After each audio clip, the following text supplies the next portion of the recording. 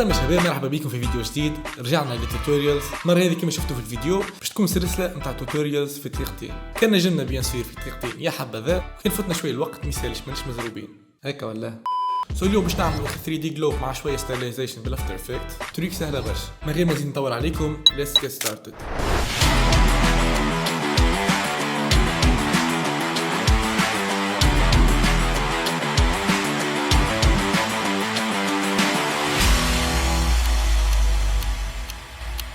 دونك حليت لافتر افكت، واول حاجه باش نعملها باش نمشي نعمل امبورت للماب بتاعي،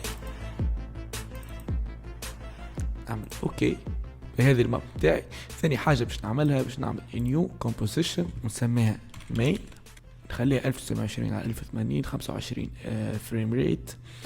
نجم تغيروهم اكيد الاعدادات هذوكم. نعمل اوكي باش نحط الماب بتاعي لهنا، باش الاينمنت نحطها في الوسط، ومن بعد باش نمشي لإفكتس اند بريسيتس ونكتب سي سي سفير، وهذه اللي باش تخلي الماب متاعي اللي هي فلات باش تخليها كروية.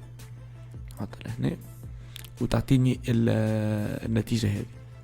نجم نغيروا في الاعدادات من هني، الراديوس معناها نكبروا فيها وتصغر، وعندنا الروتيشن نجموا ندوروها على ليزاكس الكل. كنترول زد. كما عندنا زاد سيتنج اخرين اللي هو اللايت، نجم نحكموا في اللايت والشيدنج. يعني باش نقص في الشيدنج شوي، قوي فيه معناها باش يبقى باش تكون افتح شوي هكايا سافا. وباش نخليها تدور نمشي للروتيشن، ننزل على يو باش نشوف الكي فريمز نتاعي، نمشي 3 ثواني ونعمل كي فريم اخرى ونعمل فول روتيشن، معناها باش تدور روتيشن كامله في ال3 ثواني ذوم. ننزل على ان باش نبقى نعمل في بريفيو على الورك اريا معنا في 3 ثواني كهو باش تبدا تدور بالطريقه هذه.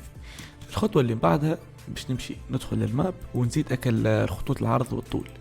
ندخل للماب لهني، نعمل كليك دروات سوليد ونعمل اوكي. مهمتيش في الكولور بتاعها شنو بالضبط. نرجع للإفكتس اند بريسيتس كالعاده ونكتب جريد، نحط الجريد على اللاير بتاعي، وباش نغير السيتنج هذا باش نبدا نتحكم في الطول والعرض.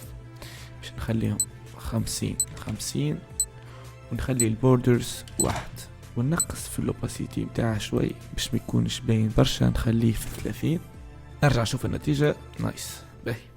تو باش نزيد اكل الافكت متاع الجلو، نرجع كل عاده والعوايد للافكت بريسيت ونكتبوا ديب جلو، نحطها على اللاير متاعنا باش تخرج لنا بالطريقه هذه اللي هي حاجتنا بها.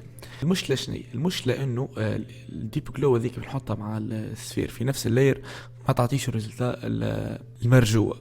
لذا الحل باش نحى ونعمل بري كامب لللاير هذا نسميه ايرث، واهم حاجه نخلي موف اول اتريبيوتس انتو ذا نيو كومبوزيشن. يعني الافكت هذه سفير باش تبقى مع الكومبوزيشن نتاعها، والكومبوزيشن الجديده اللي هي صنعتها تو مش باش يكون فيها حتى افكت، وذاك حاجتي بيه. باش نعمل اوكي وتو نجم نزيد الديب جلو نتاعي.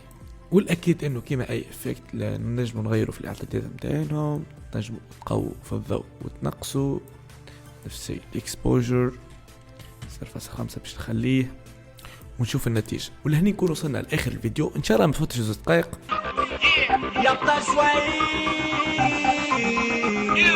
كان عندكم اي استفسار خليهولي في تعليقات، راهو 2 دقائق يعني ما نجمش نحبس ونفسر كل شيء. سينو كان عجبكم الكونسيبت لايك للفيديو، سبسكرايب للقناه باش نزيدو نعمل فيديوهات اكثر واكثر. بيس.